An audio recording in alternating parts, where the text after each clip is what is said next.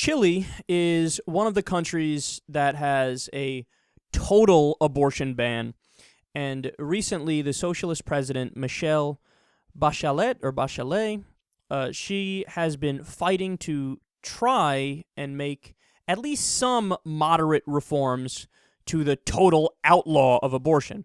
So she wants to allow abortions for, quote, women and girls who are raped, carrying non-viable fetuses, or facing life-threatening pregnancy complications. So, I mean, look at that, man. I can't imagine anything less controversial than those instances. I'll say it one more time.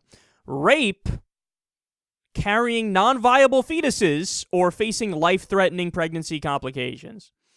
But even just based on that, she's facing extreme backlash from the conservatives. But you have to listen to some of these recent stories that came out of Chile so you get an idea of the insanity of a system where abortion is totally outlawed. Last month, there was a 17-year-old girl who turned up at a Santiago public hospital near death from bleeding, and a doctor at the hospital called police to report her, and it turns out that she had a back alley abortion. Police searched her home and reported finding bloody stained underwear. Prosecutors say that she's facing 3.5 to 5 years in prison, so 3.5 to 5 years in prison. I mean, think about that, man. You have to go underground to get an abortion. There's a mistake, and you're bleeding out, and there's this medical emergency, and because you went to the hospital to get help, now you're facing up to 5 years in prison. It's amazing. Belen is an 11-year-old girl. This was another incident that happened in Chile. She was repeatedly raped by her stepfather and then denied an abortion. An 11-year-old girl who was raped by her stepfather. And you think the moral thing to do is to say, we're going to force you to carry anything to term. How somebody can warp that situation in their mind to try to say that that's the ethical, moral, just thing to do, it's beyond me. That seems absolutely crazy to me. Journalist Monica Perez, this is another case. She was pregnant, and according to doctors, her baby was going to be stillborn. Okay, so no chance the baby was going to survive. The fetus was going to survive. She was forced to deliver anyway, even though there was a 0% chance of survival.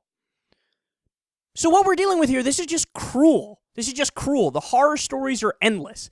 There is zero sense. There's zero rationale behind the decision-making. It's just, in every circumstance, we're going to have this broad policy decision that anytime you take the step of having an abortion, no matter what the circumstances are, it's wrong, it's bad, it's unethical, it's illegal.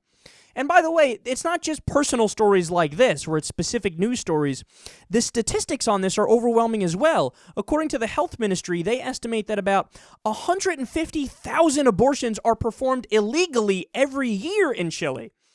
So you banned it, but 150,000 of them are still happening, and it just so happens that they are underground, and a lot of people die when you do them underground, or they get infections, or they get sick, and it's unsanitary conditions, and you're dealing with sketchy people. I mean, isn't that amazing, man? So they push it underground, it still exists, and you're putting more people's lives in danger. So to say you're pro-life is just factually not true. Because, again, the abortions are happening anyway, even though it's already illegal, and you're putting more people's lives in danger because you're forcing the women to put their lives in danger to have these very, very dangerous back alley abortions in unsanitary conditions that are unregulated. And to give even more specifics, every single month, 3 or 4 women die from the procedures. Those are totally preventable.